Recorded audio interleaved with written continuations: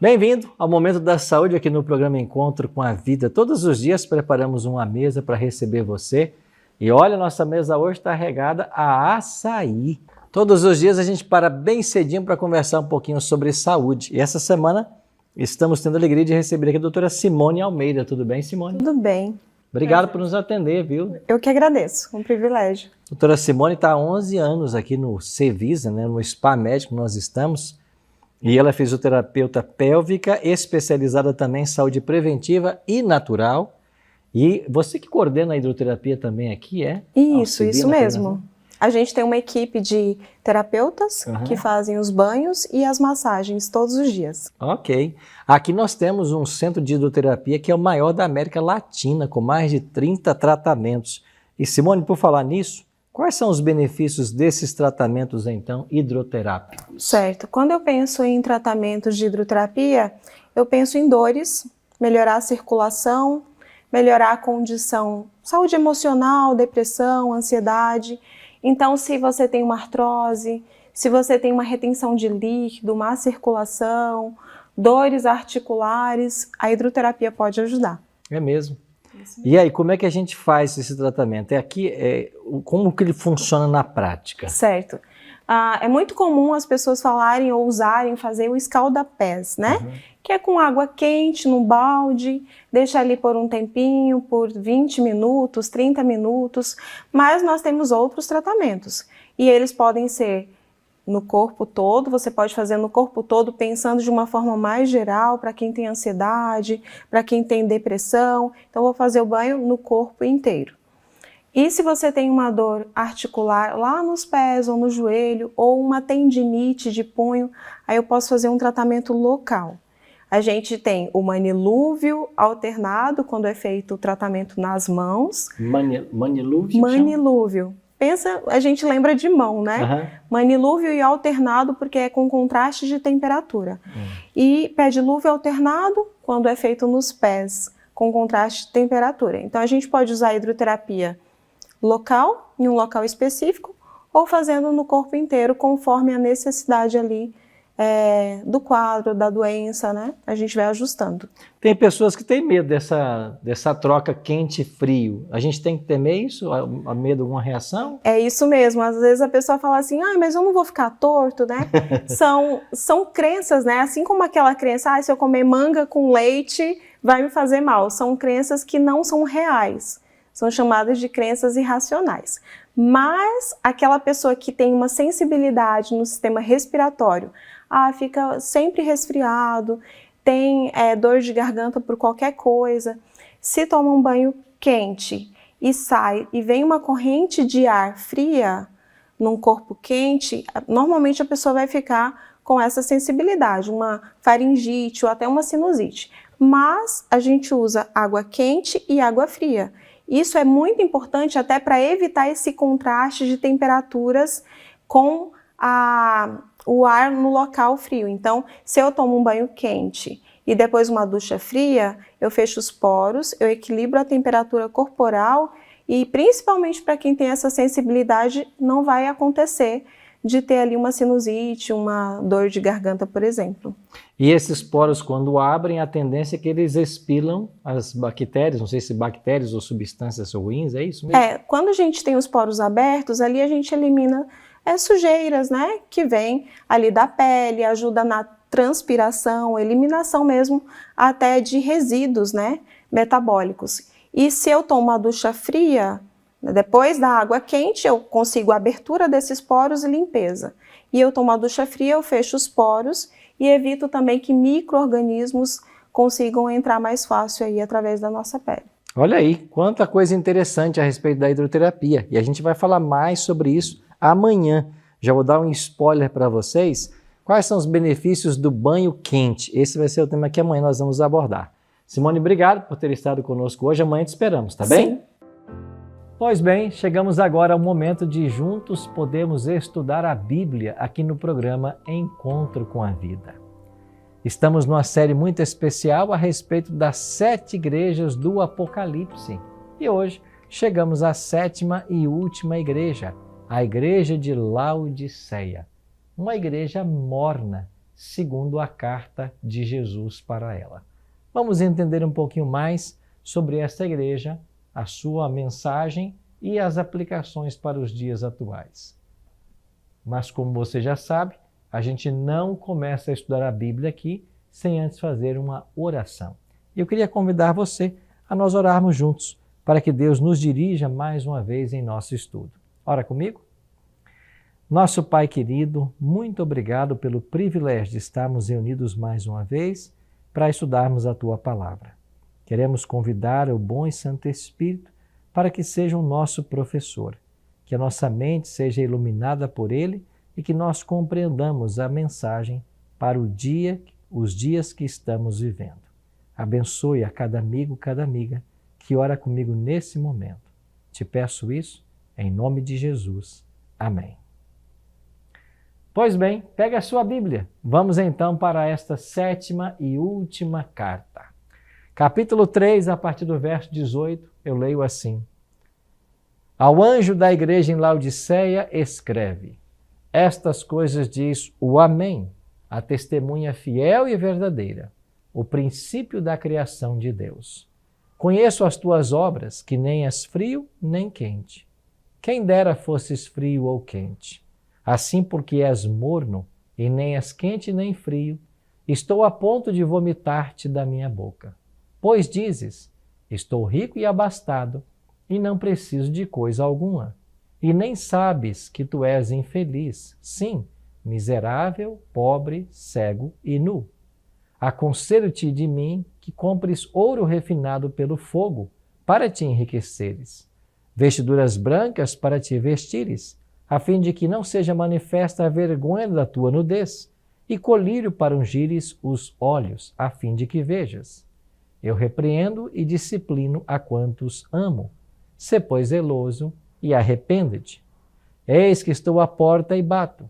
Se alguém ouvir a minha voz e abrir a porta, entrarei em sua casa e cearei com ele, e ele comigo. Ao vencedor, dar-lhe-ei sentar-se comigo no meu trono, assim como também eu venci e me sentei com meu Pai no seu trono. Quem tem ouvidos, ouça o que o Espírito diz às igrejas. Com esta carta, fechamos o ciclo das 7 igrejas do Apocalipse. Viajamos através de Éfeso, Esmirna, Pérgamo, Tiatira, Sardes, Filadélfia e hoje a 7ª e última igreja. Aprendemos ao longo desses dias que cada uma dessas igrejas que existiam lá no primeiro século, nos dias de João, apontavam para 7 períodos da história pela qual passaria a igreja cristã desde a vinda de Cristo, sua encarnação, até a sua volta em glória e majestade. Sendo assim, a 7ª igreja, a igreja de Laodiceia, é a igreja dos dias atuais, porque nós acreditamos estar vivendo os últimos dias da história humana antes da volta de Cristo a essa terra. A palavra Laodiceia vem de Laos, povo, de Caios, julgamento ou justiça. Laodiceia tem a ver com o povo do juízo, o povo do julgamento. E por que recebe esse nome? Porque este período desta igreja começa, coincidentemente, com o julgamento lá no santuário celestial. Está lembrado que ontem nós estudamos um pouquinho a respeito do ministério bifásico de Cristo e que Jesus, em 1844, começou a julgar as pessoas para saber quem vai ser salvo e ser condenado? Pois aí também começou o período de Laodiceia. E esta igreja começa lá em 1844, com o julgamento, e ela vai se estender até o dia da volta de Jesus. Não temos uma 8ª igreja no Apocalipse. Laodiceia é a última. Laodiceia era uma igreja transigente. Cristãos frouxos, sem entusiasmo, débeis de caráter e sempre prontos a se comprometerem com o mundo. Eles certamente se achavam pessoas boas, tinham uma excelente opinião sobre si mesmos e sua espiritualidade, mas negavam, entretanto, o poder. É por isso que é chamada de uma igreja morna. O diagnóstico que Jesus apresenta para esta igreja é justamente esse: uma mornidão espiritual. Nem era quente e nem era fria. Vamos a algumas conclusões que podemos extrair dessa carta. A primeira delas é que os cristãos de Laodiceia viviam um alto engano. Eram pobres, mas se consideravam ricos. E Jesus identificou uma autoconfiança absolutamente falsa. Jesus diz para esta igreja: tu dizes, rico estou e abastado, e de nada tenho falta. Entretanto, não sabes que tu és infeliz, sim, miserável, pobre, cego e nu. Laodiceia se considera uma igreja rica e abastada, de nada tendo falta. Esta autossuficiência, ela é falsa. Por quê? Como nós veremos na carta, Jesus continua do lado de fora, batendo a porta, desejando entrar. Então, Laodiceia é caracterizada como um povo que vive um cristianismo longe de Jesus, uma religião de formalidades e aparências. As pessoas se consideravam ricas e abastadas e de nada precisando. Essa expressão está em paralelo com aquela parábola contada por Jesus, quando o fariseu vai até o templo e ora de si para si: graças te dou, ó Deus, que não sou como os demais homens, roubadores, injustos e adúlteros. Você vai se lembrar dessa parábola. E Jesus louvou não o fariseu, Jesus louvou o publicano. E qual foi a oração do publicano? Ó Deus, sê propício a mim, pecador. Enquanto ele reconheceu sua necessidade, Deus o alcançou. Mas quando alguém é autossuficiente e acha que não precisa de nada, nem de Deus, pouco Deus pode fazer por pessoa assim. Este era o problema de Laodiceia. Laodiceia se considerava uma igreja rica, de nada precisando. Um outro detalhe é que Laodiceia desfrutava de uma autossatisfação. Não precisamos de coisa alguma. Apesar de ser morna em seu amor a Cristo, eles amavam era o dinheiro. E de fato a cidade de Laodiceia era uma cidade muito rica. Havia ali até uma grande universidade, uma faculdade de medicina que formavam médicos. Haviam ali elementos curativos, até a questão das águas mornas ou da mornidão tem a ver com fontes termais que havia na cidade. A cidade de Laodiceia era uma cidade rica, e isso retratava muito bem o estado espiritual da igreja. Uma igreja que se sente rica, de nada tendo falta. Os cristãos de Laodiceia eram também orgulhosos. Eles foram contagiados pela epidemia da soberba. Cristo teve de acusá-los de cego, mendigos e nus. Mendigos apesar de seus bancos de dinheiro. Cegos apesar de seus pós-frígios ou de todos os tratamentos que ali havia, medicinais. E nus apesar de suas modernas fábricas de tecidos. Como disse, uma cidade muito rica. E os cristãos de Laodiceia também provocaram náuseas em Jesus. Eles tinham mais esperança nos publicanos e pecadores do que nos orgulhosos fariseus, como contado na parábola que eu acabei de mencionar.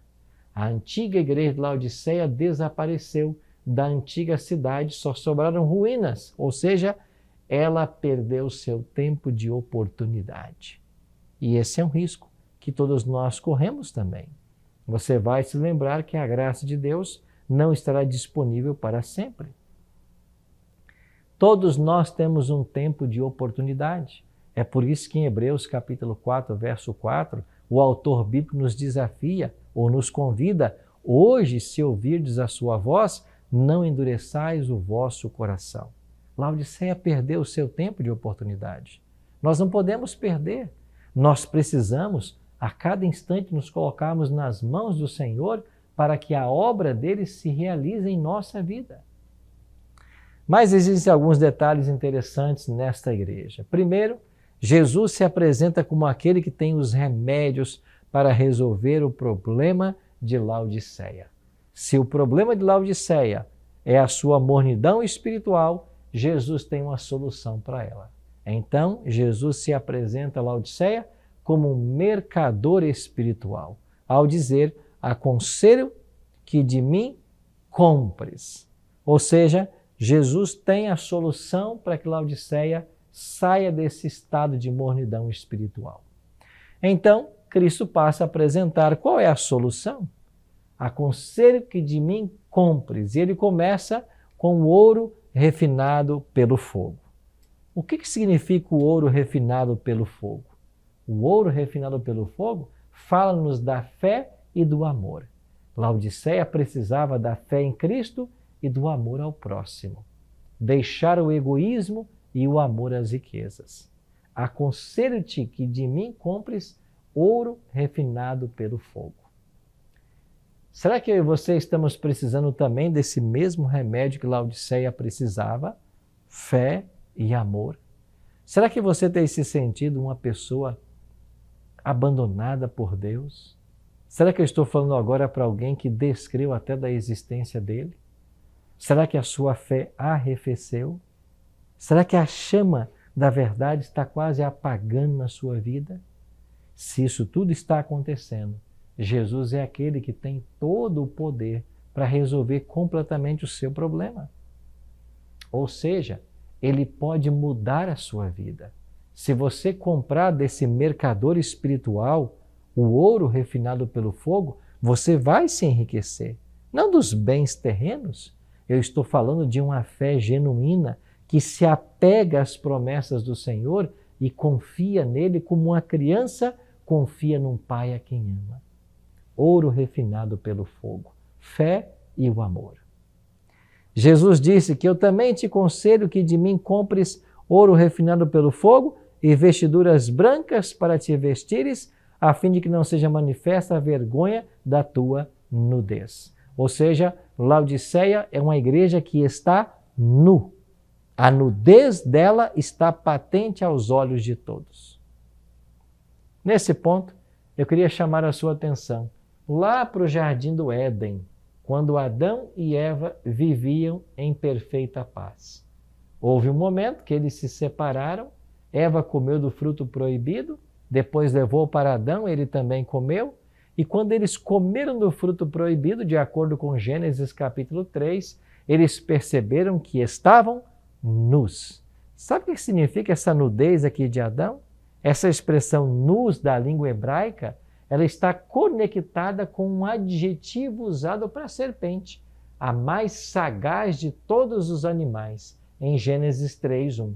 Então, Adão e Eva, que foram criados iguais a Deus, quando desobedeceram e cometeram pecado, se tornaram iguais à serpente, que é Satanás. E Adão percebeu isso quando ele percebeu a sua nudez. Laodiceia acha que não precisa de nada, mas ela está nua, ou seja, ela se parece com Satanás por causa de seus pecados e do seu afastamento de Deus. Então, para o problema da nudez, o remédio que o divino mercador oferece é vestes brancas. Vestes brancas para te vestires, a fim de que seja coberta a tua nudez. Você sabe que essas vestes brancas na Bíblia são símbolos da justiça de Cristo. Ou seja, quando nós reconhecemos o nosso pecado e quando nós aceitamos a Cristo como nosso Salvador e Senhor, Ele tira a nossa veste de imundície e nos cobre com o seu manto puro de justiça. E assim nós podemos ser salvos, não porque haja em nós nada de bom, mas porque nós somos cobertos pela justiça de Cristo. Ele nunca pecou e nos cobre com o seu manto puro de justiça. É dessa maneira que nós somos absolvidos e salvos, exclusivamente por aquilo que Jesus fez e nada do que nós possamos fazer. Laodiceia precisa ainda de um terceiro remédio desse mercador espiritual. Jesus diz: aconselho-te que de mim compres o colírio para ungir os teus olhos a fim de que vejas. Não era uma cegueira física, era uma cegueira espiritual. A visão de Laodiceia estava míope. Ela se via como rica e abastada, quando na realidade era pobre, cega e nu. Então ela precisava de um discernimento espiritual oferecido por Jesus.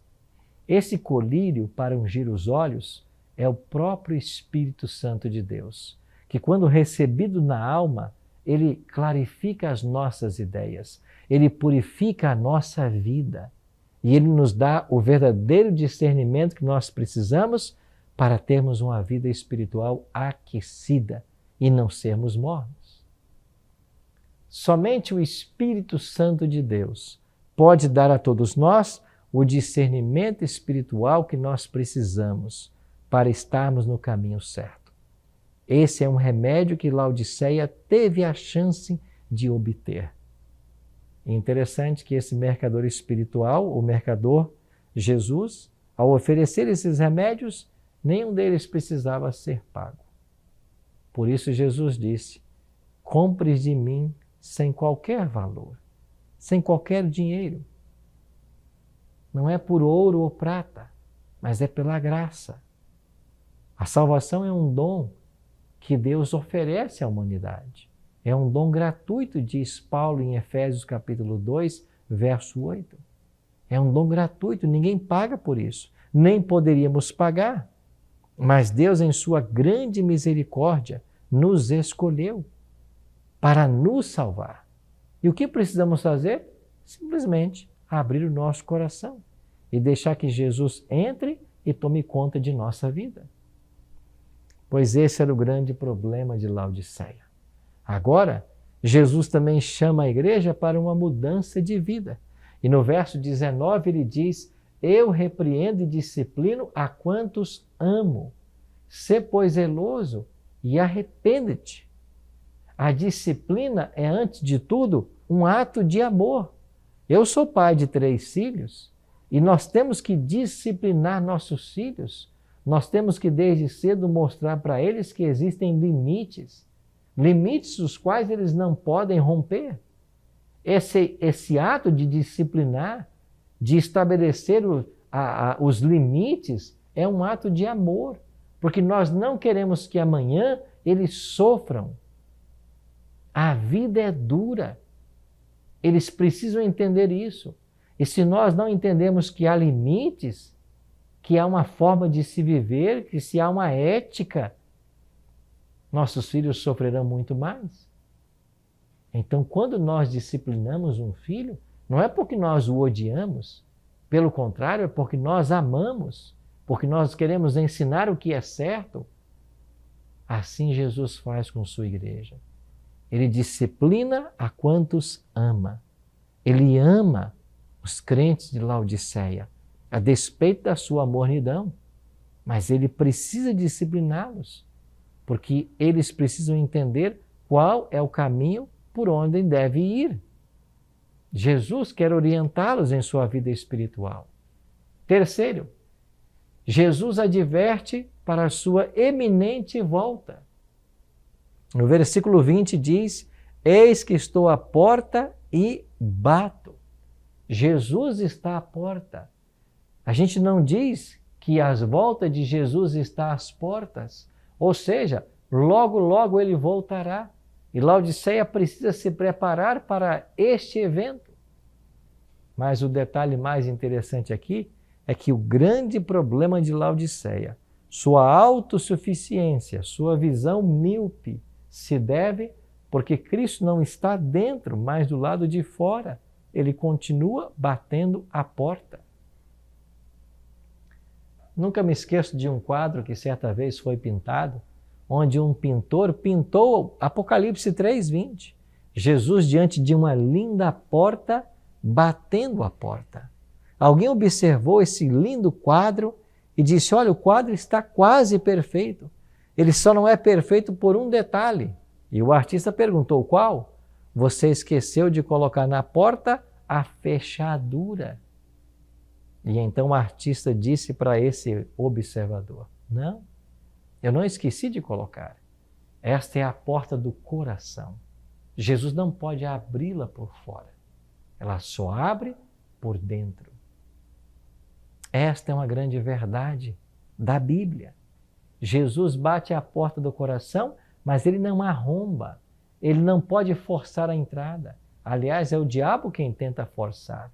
Jesus apenas bate à porta e diz assim: se alguém ouvir a minha voz e abrir a porta, eu entrarei em sua casa, cearei com ele e ele comigo. Quando Cristo fala em cear, em tomar uma refeição com aquele que abre a porta, ele está falando da tradição mais amigável que havia nos dias bíblicos. Quando você trazia alguém para comer com você, esse era um sinal de afeição, de amizade, de boa vontade. Nada mais na cultura bíblica poderia expressar esse afeto do que você convidar alguém para cear com você. E é isso que Jesus está pretendendo com Laodiceia. Se alguém ouvir a minha voz e abrir a porta, eu vou entrar, eu vou cear com ele e ele comigo. Mas sabe por que muitas vezes a porta não se abre? É porque muitas coisas estão impedindo a abertura dessa porta. Muitas vezes colocamos tantos entulhos em nossa caminhada cristã, entulhos atrás da porta, que ela não pode se abrir. Ao pensar hoje em sua trajetória espiritual, em sua caminhada, eu te pergunto, será que você tem colocado atrás da porta tantos entulhos ao ponto de que a porta não pode se abrir? Será que hoje não é um dia para você refletir sobre isso? Será que hoje não é o dia para você refletir sobre isso e tirar todo o empecilho que tem impedido Jesus de entrar em seu coração? Talvez eu esteja falando para alguém que tem vivido um grande dilema, alguém que está estudando a Bíblia, que conheceu a Cristo, que deseja aceitá-lo como Salvador, mas tem sofrido pressões familiares por causa dessa decisão. Talvez você tenha aprendido aqui no programa Encontro com a Vida certas verdades da palavra de Deus que você antes não conhecia, mas agora os familiares não entendem a visão que você está tendo da Bíblia e as mudanças que você pretende fazer. Eu não sei quais são os entulhos que às vezes impedem que a porta seja aberta, mas Cristo tem o poder de limpar completamente a nossa casa, de entrar e fazer morada. Isso depende de uma autorização, de um ato de fé que nós precisamos exercer para com Jesus. Amigos, a carta de Laodiceia é uma carta para o tempo presente, porque Laodiceia representa a última igreja do Apocalipse, representa o povo que vive justamente nos dias da volta de Jesus. Nós temos que abrir a porta, ele é o noivo, apaixonado que só em busca dos que são seus. Ele não desiste, não descansa, ele é o Deus que trabalha noite e dia para trazer seus filhos de volta para casa. Laodiceia é a igreja que vai ver a volta de Jesus. Não há uma oitava igreja, não há um outro período profético, não. Será nos dias de Laodiceia. Ainda que a nossa igreja pareça morna, ainda que a nossa igreja tenha dificuldades espirituais, é esta igreja que verá os dias da volta de Jesus. E a grande questão, o X da questão, é que nós vivemos o período de Laodiceia, mas eu não posso ter o espírito laodiceano. Esse é o detalhe. Eu estou em Laodiceia, mas eu não posso ter o espírito de Laodiceia. Eu não posso aceitar essa situação de frieza espiritual. Eu tenho que buscar individualmente o aquecimento da minha vida espiritual. E esse aquecimento, essa mudança, ela só acontece quando eu aceito o tríplice remédio das mãos de Cristo. Relembrando, quando eu aceito das mãos de Jesus o ouro refinado pelo fogo, as vestiduras brancas e o colírio. Quando eu aceito esse tríplice remédio, eu sou curado em minha alma e a minha religião é restaurada.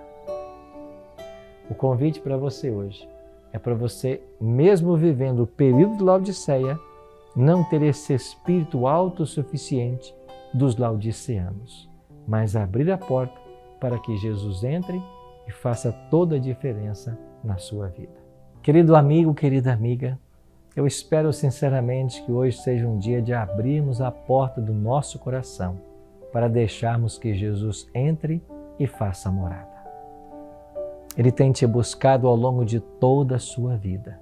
Desde o seu nascimento, Cristo tem trabalhado em você para que você o aceite como Senhor e Salvador. Não perca a chance. Nesse momento, abra o seu coração e permite que Jesus seja entronizado em sua vida. Vamos orar por isso agora? Nosso Pai Celeste, muito obrigado porque temos ouvido a voz do Teu Espírito e o nosso coração se sensibiliza com a Tua voz.